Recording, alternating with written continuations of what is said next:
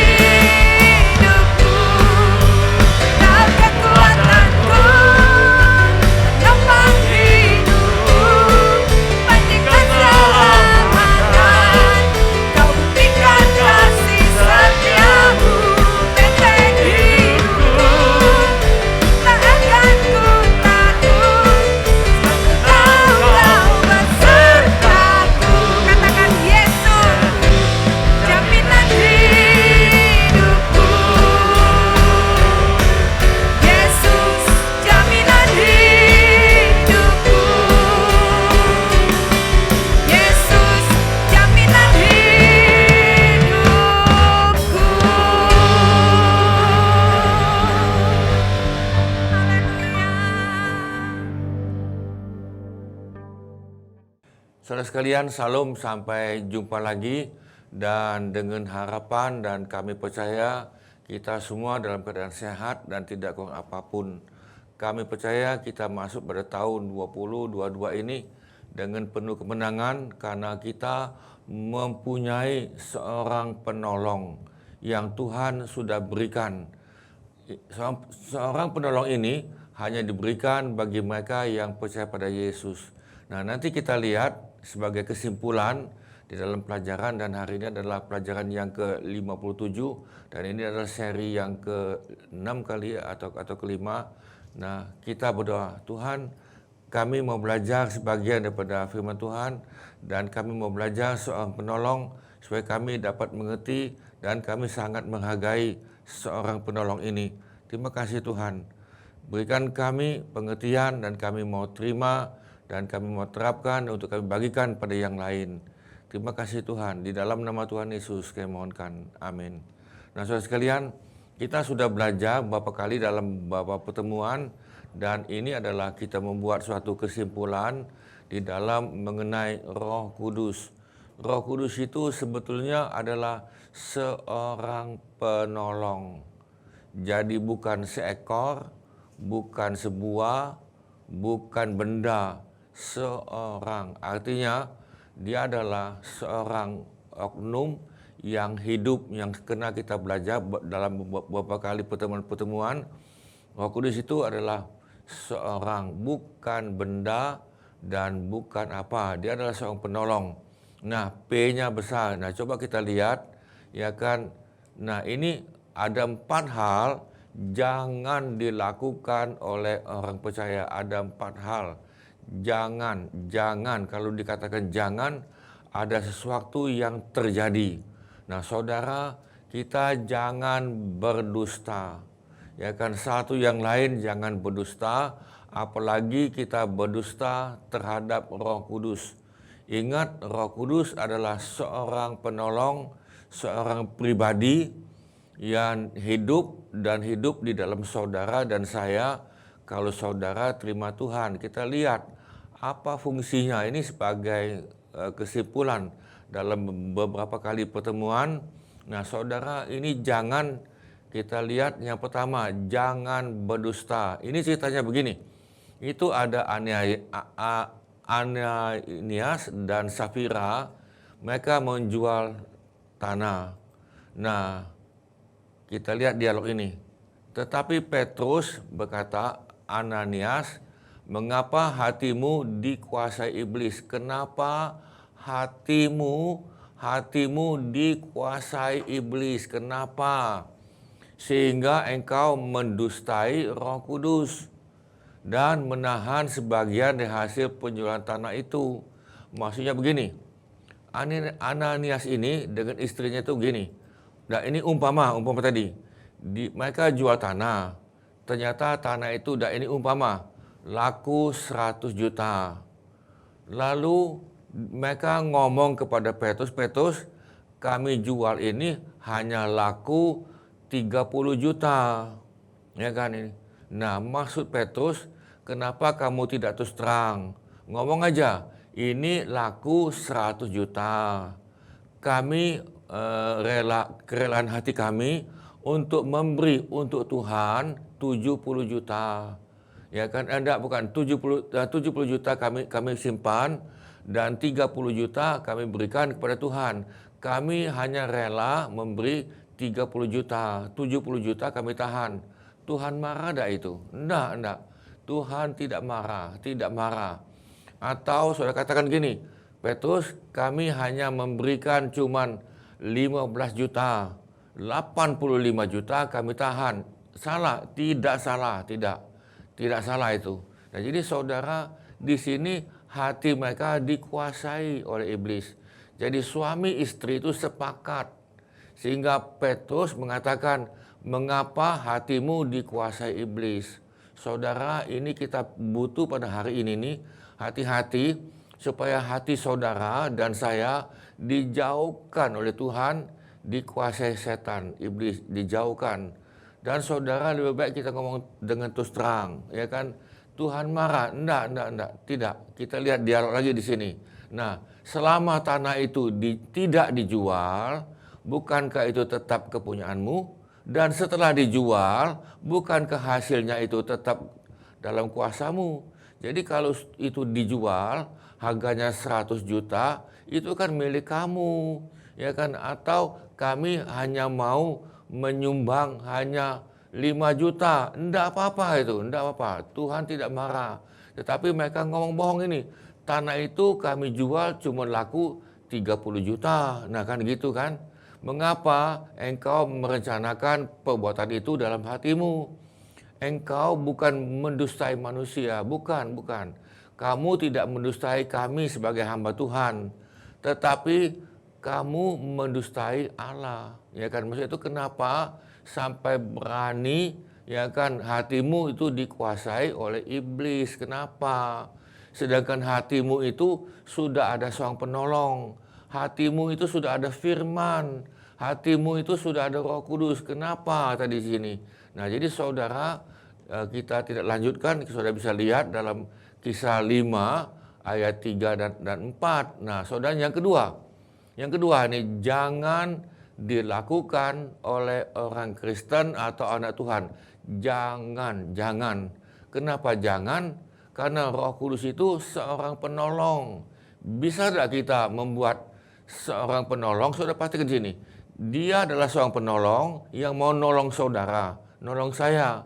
Kenapa kita mau membuat hati seorang penolong itu sedih? Ya karena saudara ada yang mau menolong saudara.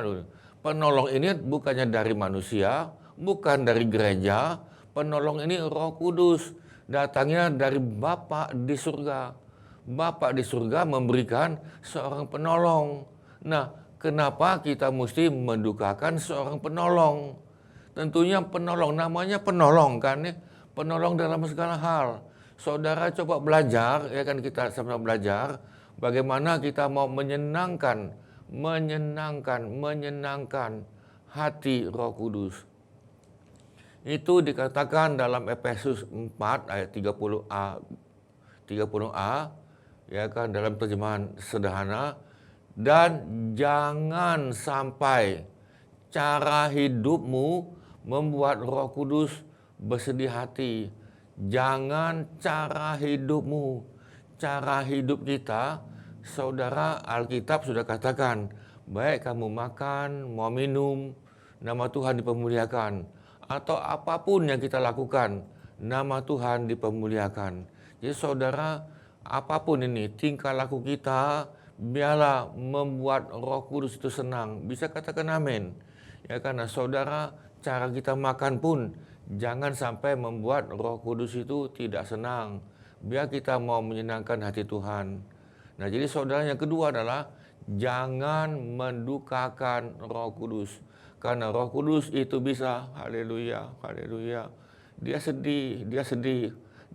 Kenapa kamu mendukakan aku? Kenapa? Tadi kan. Nah, saudara, yang ketiga, saudara, kalau kita sudah mulai mendustai, yang tadi, saudara, yang ketiga, maka saudara, kita tidak sadar mulai memadamkan Roh Kudus. Nah, kalau sudah mulai memadamkan Roh Kudus, maka dia agak sulit untuk bicara. Ingat baik-baik, Roh Kudus itu adalah seperti merpati putih. Dove itu, bukan pigeon. Ya kan, yang kita sudah belajar, dia merpati putih. Merpati putih ini namanya dove, tidak ada empedu, tidak ada empedu. Artinya, Roh Kudus tidak menyimpan kepahitan, ya, karena dia tidak menyimpan dendam. Dalam 1 Tesalonika 5:19 apa dikatakan? Janganlah padamkan roh. R-nya besar, jangan. Nah, saudara, itu langkah ketiga loh ini nih. Ya kan, yang jangan tadi. Jangan memadamkan Roh Kudus. Roh Kudus itu mau berbicara. Dia selalu memberikan arahan pada saudara. Ya kan, dia memberikan semua apapun ini nih, termasuk dagang, ya kan, termasuk dalam perjalanan, termasuk untuk masa depan. Dan ini bukan bicara hanya untuk pelayanan saja, bukan. Tetapi ini seluruh segi kehidupan kita. Saudara, bukankah itu luar biasa? Kalau saya memikirkan tentang Roh Kudus ini, saya katakan, Tuhan, kenapalah Tuhan mau tinggal dalam hati kami? Hati ini busuk, hati ini bengkok, ya kan? Tetapi kita serahkan hatinya busuk dan yang bengkok itu supaya Roh Kudus mengarahkan saudara dan saya. Saudara, kita lihat lagi yang keempat. Nah, ini yang keempat, menghujat. Nah, ini sudah selesai, ini sudah habis ini. Apa itu menghujat? Aku berkata kepadamu, sesungguhnya semua dosa dan hujat anak-anak manusia akan diampuni. Ya, semua hujat yang mereka ucapkan. Begini, saudara boleh menghujat Tuhan Yesus. Oh, ini Tuhan Yesus tadi anak haram tadi kan, anak tak tahu dari mana ini nih. Saudara menghujat Yesus, Yesus ampuni. Saudara menghujat Bapak, ya kan, tak tahu dari mana Bapak ini nih kan, saudara menghujat Bapak, itu bisa diampuni. Nah, tetapi ada hujat yang terakhir. Saudara, saya ulang lagi. Kalau manusia menghujat Bapa di surga, ada pengampunan melalui Tuhan Yesus. Tuhan Yesus, ampuni saya minta dalam nama Tuhan Yesus.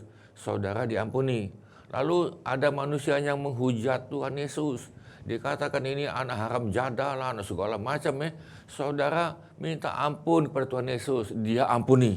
Ya kan, dia ampuni saudara. Sudah pasti ini nih. Apapun yang saudara lakukan, menghujat, saudara tahu menghujat itu. Nanti kita lihat.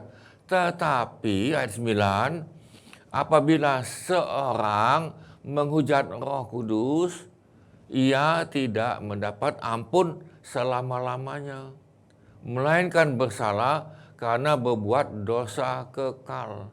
Ia berkata demikian karena mereka katakan bahwa ia kerasukan setan atau roh jahat. Itu dialog Yesus dalam Markus 3, 28 dan 30. Ayat yang ke 29 tadi itu saudara, tetapi kalau seorang menghujat Roh Kudus, dia minta ampun dengan siapa? Karena tingkatan yang terakhir adalah Roh Kudus.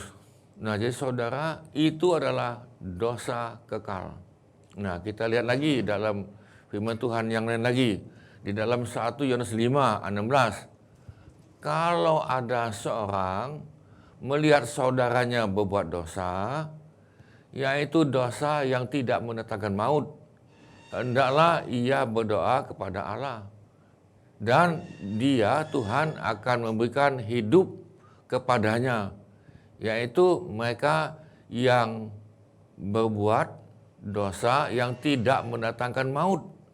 Jadi saudara, ada dua dosa di sini. Ada dosa mendatangkan maut. Memang semua dosa mendatangkan maut. Amin. Tetapi yang dikatakan di sini adalah dosa dalam alam roh. Nah, kita lihat ini. Ada dosa yang mendatangkan maut. Tentang itu tidak aku katakan bahwa ia harus berdoa. Jadi saudara perhatikan gini, ada orang yang membuat dosa, tetapi bukan dosa mendatangkan maut.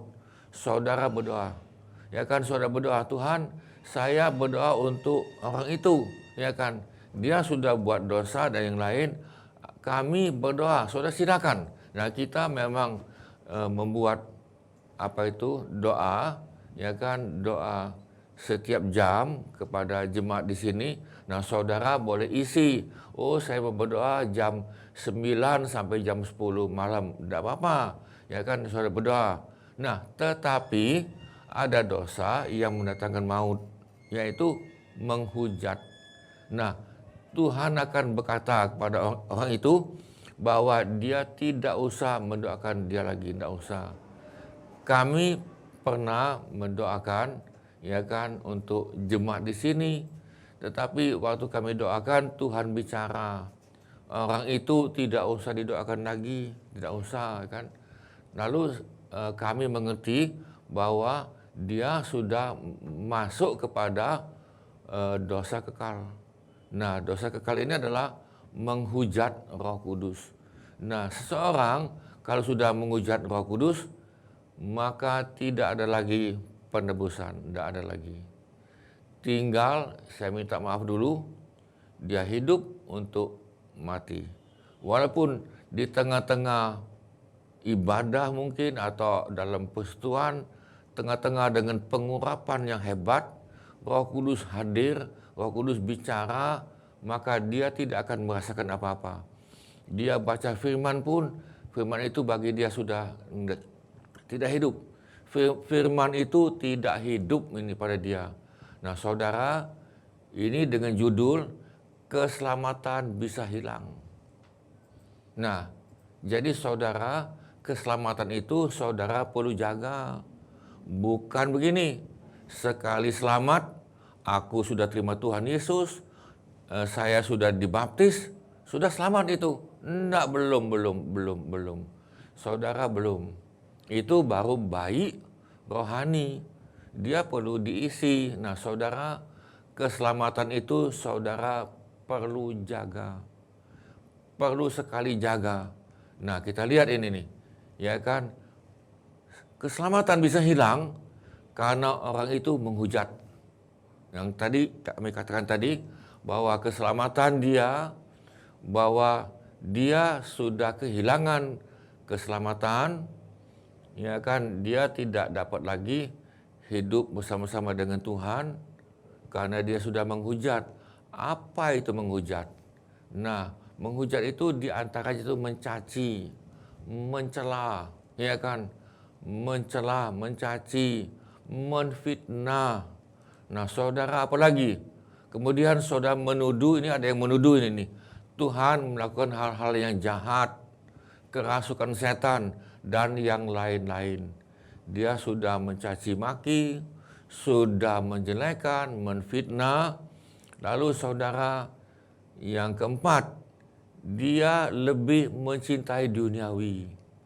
Dia lebih mencintai harta daripada Tuhan. Artinya, mengusir Roh Kudus.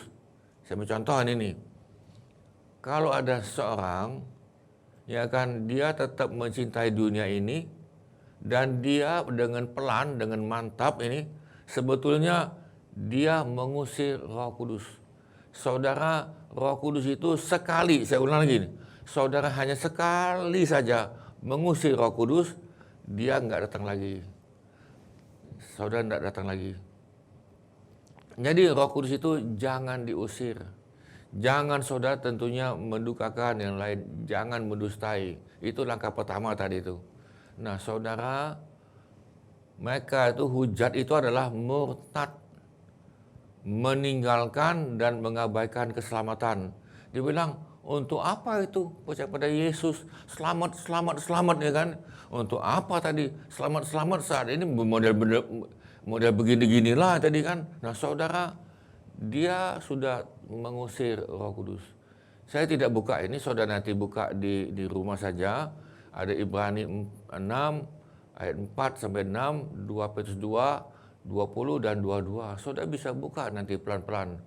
Nah, kalau saudara mau materinya, makalah ini saudara hubungi kami. Hubungi dalam call center, nanti akan dikirimkan makalah ini. Saudara bisa ambil, ya kan? Demikian juga dengan yang sudah-sudah. Kami tidak keberatan karena kami mendapatkan ini dengan cuma-cuma. Lalu kami memberikan pada saudara juga dengan cuma-cuma, ya kan? Tidak ada kami minta imbalan, tidak, kami tidak minta imbalan. Dan juga saudara tidak ada royalti mesti dibayar, tidak ada. Kami terima dengan cuma-cuma, kami memberikan dengan cuma. Yang kedua, keselamatan bisa hilang kalau berulang kali, ulang-ulang mengabaikan ajaran Alkitab. Ya kan, ada firman Tuhan yang disampaikan, mungkin khotbah. Itu khotbah apa itu tuh, ya kan? Ya kan, saudara mengabaikan itu. Nah, aku tersinggung mungkin nih. Ini tidak masuk akal ini kan, saudara. Dia mengabaikan. Nah, saudara, dia maunya itu dengan kupingnya hanya mendengarkan dongeng, cerita-cerita dari pendeta itu atau pembicara itu yang indah-indah, yang memotivasi. Wah, enak loh ini nih. Wah, aku dimotivasi, segar ini kan. Nah, tapi saudara, dia ulang-ulang, ini ingat, ulang-ulang ini nih. Ulang-ulang mengabaikan, ignorant, mengabaikan, masak bodoh tentang ajaran firman Tuhan. Aku tidak mau tahu lah ini nih, ya kan, masak bodoh. Nah, yang ketiga, keselamatan itu bisa hilang kalau setelah terus menerus, saudara perhatikan di sini, terus menerus, artinya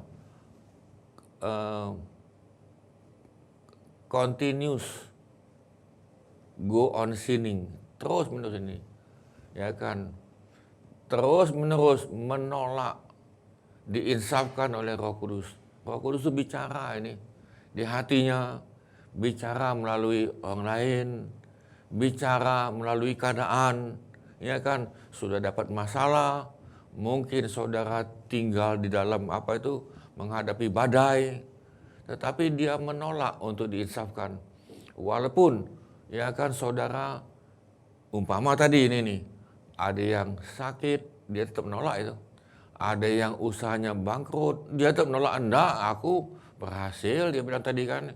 Saudara, yang lain ini, dia terus menerus menolak, diinsafkan. Saudara perhatikan, Roh Kudus itu seorang penolong yang menginsafkan kita akan dosa. Ya akan penghukuman dan penghakiman yang akan datang. Dan adanya penghakiman yang akan datang. Saudara perhatikan, penghakiman yang akan datang. Saudara buat apapun di bumi, Tuhan catat, dan itu mesti dipertanggungjawabkan. Nah, sudah dikatakan jangan, ya kan, diinsafkan. Dia tetap menolak itu. Nah, lalu saudara, keselamatan itu hilang jika menolak Kristus. Kristus artinya juru selamat. Ya kan, Tuhan mau menyelamatkan saudara, mau mengampuni saudara, dan dia menolak. Kami sudah pernah ketemu di sini nih, ya kan. Ini nih dia orang Kristen loh ini nih. Lalu kami katakan, mau tak dosamu diampuni? Mau tak kamu terima Tuhan Yesus? Dia hanya diam-diam saja, tak ngomong apa-apa, ya kan ini. Nah, kami tidak berani teruskan, tidak berani, ya kan. Nah, saudara, 6 hal mengenai Roh Kudus. Jadi Roh Kudus itu saudara ada 6 hal. Yang pertama, Roh Kudus memberi kita jaminan. Saudara tahu jaminan itu? Itu adalah DP. DP itu down payment, panjar. Saudara dan saya diberikan panjar bahwa saudara selamat, ya kan? Itu artinya already, sekarang kita sudah selamat, but not yet. Nah itu tadi, ya kan, already but not yet. Artinya sekarang saudara sudah diberikan jaminan keselamatan dengan DP, down payment atau panjar, ada Roh Kudus di sini. Nah, apakah saudara nanti selamat betul? Nah, itu nanti saudara. Itu nanti setelah kita sampai ke rumah Bapa, nah itu baru terjadi betul. Nah, saudara, dikatakan begini dalam Roma 16. Roh Kudus itu bersaksi. Ya kan, dia bersaksi. Dia ngomong pada saudara, bersaksi. Dia hidup ini bersama-sama dengan roh kita bahwa kita adalah apa? Anak-anak Allah. Jadi roh itu akan yang bersaksi. Saudara, bukan kita hanya ngomong, bukan, oh aku ini sudah selamat, aku ini Tuhan, bukan itu, tetapi roh itu yang bersaksi. Jadi Roh Kudus itu bersaksi bersama-sama dengan roh kita bahwa kita adalah anak-anak Allah. Apa buktinya bahwa saudara punya roh Kudus? Buktinya adalah saudara ingin orang lain selamat. Jadi saudara, kita ingin orang lain itu selamat. Itulah sebabnya roh itu bersaksi terus. Coba ceritakan tentang Yesus pada orang itu. Yuk kamu doakan orang itu tadi kan. Yuk kita doakan untuk negara ini. Yuk kita doakan untuk kota ini. Dan sebagainya dan sebagainya. Saudara, roh Kudus itu bersaksi dengan saudara bahwa kita adalah sudah selamat. Ya kan? Nah saudara, kalau kita sudah selamat, tentunya kita ingin sekali orang lain selamat. Saya ambil contoh lagi. Saudara sudah makan makanan tadi, umpama tadi saudara makan pindang tadi kan, pindang patin umpama tadi kan. Nah, ini enak ini nih karena saudara sudah makan pindang patin itu. Lalu saudara ngajak kawanmu, ngajak familimu atau yang lain untuk sama-sama menikmati karena kita sudah rasakan. Nah, ini jadi saudara, yang pertama adalah Roh Kudus memberi jaminan. Saudara dijamin keselamatan, buktinya Roh Kudus itu bersaksi. Mulut saudara tidak berhenti-henti untuk bersaksi siapakah Yesus. Mereka mau terima atau tidak itu bukan urusan kita. Yang kedua, saudara, kita sulit berdoa. Sulit ini. Siapa yang suka berdoa? Mana ada yang suka berdoa itu? Ya kan? Yuk kita berdoa. Ngapain berdoa? Ngabisi waktu, ya kan? Lebih baik saya gunakan waktu saya untuk lihat film ini, film itu, sinetron, saudara. Hari ini nih memang adanya COVID, adanya Omikron, tetapi yang bahaya itu adalah sinetron, ya kan? Nah, sinetron melalui politron, umpama tadi kan, saudara, Roh Kudus itu membantu saudara berdoa. Kita sulit berdoa, sulit, ya kan? Kenapa sulit? Nah, saudara minta Roh Kudus.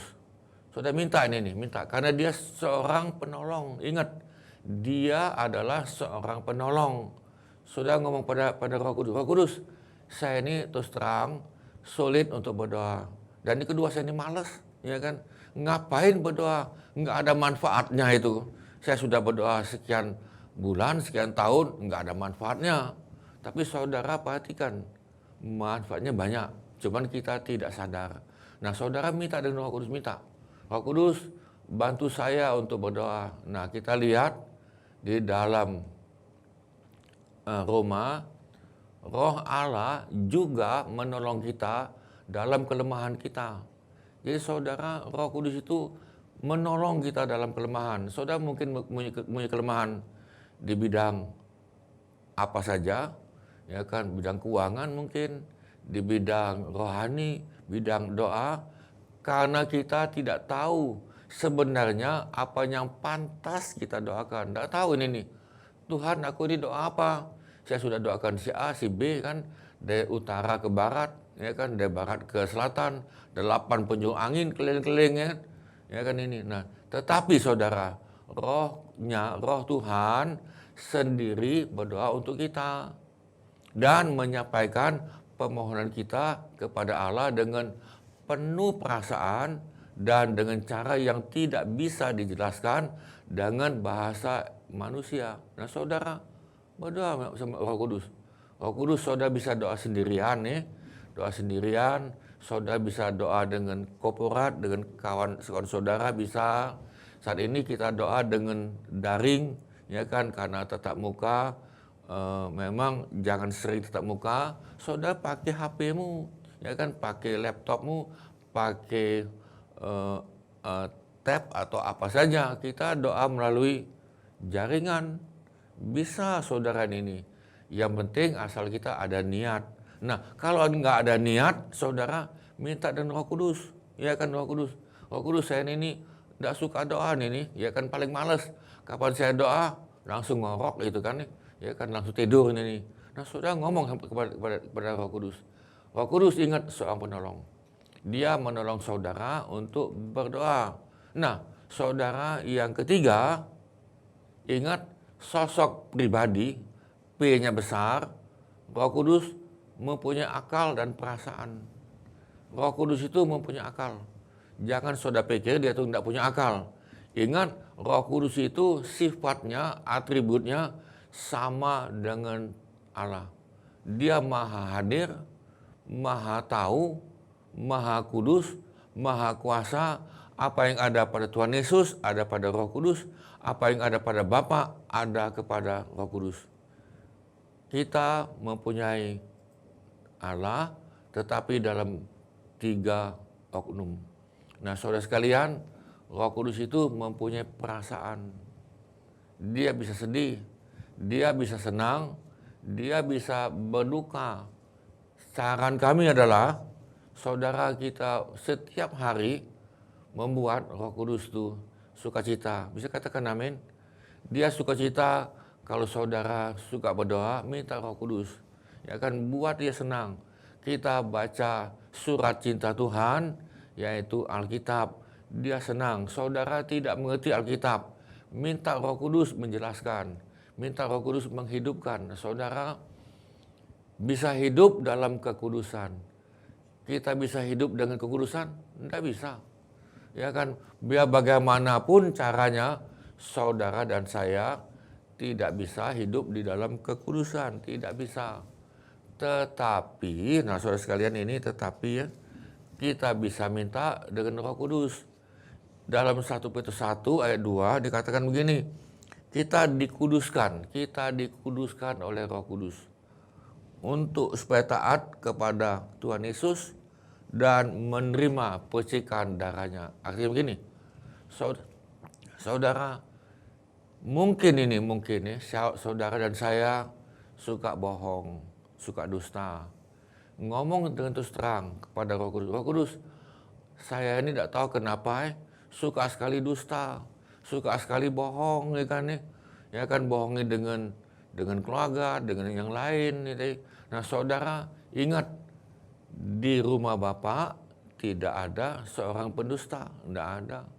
Karena bapak segala dusta adalah iblis. Yohanes 8 ayat 44. Jadi saudara sekalian, minta Roh Kudus. Bisa katakan amin. Nah, minta Roh Kudus. Saya minta Roh Kudus tolong saya supaya saya bisa hidup di dalam kekudusan. Dan saudara minta yang benar, itu pasti Tuhan senang. Nah, lalu nanti saudara tidak terasa, nanti saudara tidak mau sendiri itu dengan yang dikatakan itu nama najis. Contoh lagi nih. Kalau saudara suka lihat film, sinetron, ya kan, yang duniawi, ya kan, apalagi yang cabul, lagi yang lain, saudara minta Roh Kudus supaya saudara bisa hidup dalam kekudusan. Nanti pelan-pelan saudara kadang-kadang tiba, saudara tidak mau lagi itu, ya kan, lepas sendiri. Bukan karena kita yang usaha, bukan. Roh Kudus sebagai tanda bahwa kita adalah milik kepunyaan Tuhan. Ya kan, tadi sudah dikatakan ada panjer tadi kan. Nah, Roh Kudus itu tanda. Ingat tanda. Tuhan mengenal tanda miliknya, Tuhan kenal. Jadi saudara sekalian, bahwa tanda kita adalah milik kepunyaan Tuhan. Bukan ini. Tandanya pakai salib besar, ya kan, pakai cincin salib tadi kan. Bukan itu, ya kan, bukan itu. Kita bisa aja pakai salib dan lain-lain, tetapi tingkah laku tidak memuliakan Tuhan. Nah, saudara sekalian, dalam Efesus 1 ayat 13, Allah memberikan Roh Kudus yang sudah dijanjikannya kepada kalian sebagai apa? Tanda. Sebagai tanda bahwa kalian adalah milik kepunyaan Allah. Ya saudara sudah ingat Efesus 1:13, Allah memberikan Roh Kudus. Ya kan, Roh Kudus ini sudah dijanjikan sejak zaman Perjanjian Lama. Dalam Perjanjian Lama itu hanya sekali-sekali dia hinggap. Tetapi dalam Perjanjian Baru, setelah Yesus kembali ke surga, maka Roh Kudus itu tinggal pada hati saudara sampai selama-lamanya. Jadi tinggal kepada hati saudara seorang penolong. Ingat, seorang penolong. Seorang penolong yang sudah dijanjikannya, nyanyi besar kepada kalian sebagai tanda bahwa kalian adalah milik siapa? Milik kepunyaan Allah. Saudara, bukankah luar biasa? Kita manusia yang najis, kita manusianya berdosa, yang tidak punya pengharapan, mati masuk dalam neraka, di bumi tidak ada sukacita, di bumi kita kepahitan melulu, di bumi kita suka gosip, di bumi kita panas melulu. Tetapi saudara, ketika saudara mempunyai Roh Kudus, ingat, Roh Kudus itu damai sejahtera. Ingat, Roh Kudus itu dilambangkan seperti burung merpati putih, dove. Dove tidak mempunyai empedu, tidak ada kepahitan. Nah, jadi saudara sepertinya seperti ini nih. Sepertinya urat untuk dendam, urat untuk kepahitan itu sudah nggak ada lagi, sepertinya itu. Jadi sepertinya urat saraf untuk kepahitan, dendam itu sudah nggak ada lagi, saudara ini. Kenapa? Karena ada Roh Kudus, seorang penolong ini. Nah, jadi saudara sekalian, buat Roh Kudus itu senang. Bisa katakan amin? Amin ya. Buat Roh Kudus itu senang. Dia bilang, aduh enak enak tinggal dengan saudara, dia enak tinggal dengan saya, enak ya kan, nyaman, sentosa, enak tadi kan. Mereka jadi pelaku firman, jadi enak tadi, puji Tuhan. Nah, saudara, yang keenam, saudara kita punya pengharapan. Di dalam Yesus ada pengharapan. Tetapi pengharapan itu belum terwujud. Nah, ini tadi kan. Pengharapan apa tadi? Pengharapan bahwa kita akan bersama-sama dengan Tuhan. Amin. Itu pengharapan. That is hope. Tetapi hope itu atau pengharapan itu belum kita genapi, belum kita sampai mencapai terwujud. Nah, kita lihat di sini nih. Nah, ini yang dikatakan yang keenam adalah blessed hope. Nah, ini saya ambil dalam Timotius 2:13, dengan menantikan penggenapan. Nah, ini penggenapan terwujud pengharapan kita yang penuh bahagia dan penyataan kemuliaan Allah yang maha besar dan juru selamat kita Yesus Kristus. Kalau saudara lanjut dengan ayat ini, saudara, kita sedang menantikan, sudah bisa lihat gambar itu, Yesus akan turun di awan-awan. Itu dalam 1 Tesalonika pasal 4, Yesus akan turun di awan-awan. Lalu mereka yang mati dalam Tuhan Yesus lebih dulu dibangkitkan, dan kita yang hidup terangkat. Nah, inilah blessed hope, pengharapan yang penuh bahagia. Itu adalah pengangkatan secara massal. Tetapi ada lagi saudara di antara kita Tuhan panggil secara pribadi. Tahu-taunya si A sudah meninggal, yang penting dia dalam Tuhan, ya kan. Nah, ternyata dia sudah terwujud, tergenapi pengharapan itu. Nah, saudara, kita lanjut lagi sedikit. 6 hal jangan dilakukan orang percaya. Ada 6 hal. Ini kita ngambil kesimpulan. Jangan berdusta dengan Roh Kudus. Amin. Jangan. Ya kan, jangan. Lebih baik saudara terus terang. Ngomong aja, yang saya bisa berikan, yang bisa lakukan cuma ini. Ya kan, jangan begini. Aku janji bisa. Padahal saudara tidak bisa. Ya kan, saudara ngomong dengan terus terang. Ya kan, bicara terus terang. Karena kita adalah anak-anak terang, bukan anak gelap. Ya kan tadi. Nah, saudara, jangan mendukakan Roh Kudus. Ini langkah ini. Ini langkah untuk menghujat. Ini langkah untuk menghujat pelan-pelan nih. Satu, dia suka dusta. Saudara mesti berhenti. Nah, sudah itu saudara kalau tidak berhenti, dia akan mendukakan Roh Kudus. Lalu yang ketiga, dia akan memadamkan Roh Kudus. Roh Kudus itu tidak bicara lagi, pelan-pelan. Dia tidak bicara. Lalu saudara mulai menentang. Ya kan, mulai menentang tadi. Contoh ini nih. Kalau aku sembuh, aku ke gereja. Saudara jangan menentang Tuhan itu. Ya kan? Kalau aku diberkati, aku baru memberi. Bukan itu saudara. Saudara bisa menghina Roh Kudus, hina. Ya kan? Itu apa itu yang ngomong bahasa lidah itu, kesurupan itu. Saudara hati-hati itu. Ya kan? Hati-hati. Ya kan? Hati-hati, kita jangan asal ngomong ini. Saudara bisa mendukakan Roh Kudus, memadamkan, menentang, dan menghina.